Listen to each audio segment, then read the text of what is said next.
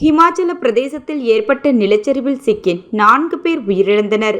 மேலும் மாயமான 2 பேரை தேடும் பணி முடுக்கிவிடப்பட்டுள்ளது. கடந்த ஜூன் 20ஆம் தேதி முதல் ஹிமாச்சல பிரதேசத்தில் கனமழை கொட்டி தீர்த்து வருகிறது.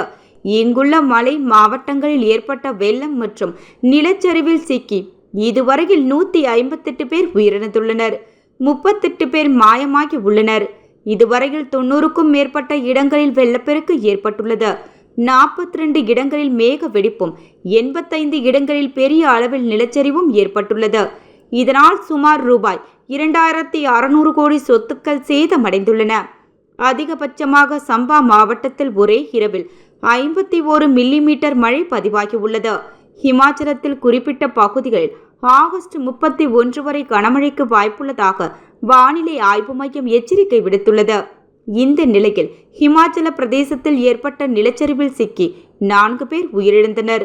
மேலும் 2 பேர் மாயமடைந்தனர். பச்சோந்தான் கிராமத்தில் ஒரு மலைச்சரிவை காண வெளியே சென்ற அண்ணன் தாங்கை நிலச்சரிவில் சிக்கி மண்ணுக்குள் புதையுண்டனர். அதேபோல மெஹலாவில் 2 தனித்தனி நிலச்சரிவுகளில் சிக்கி மேலும் 2 பெண்கள் பலியாகினர்.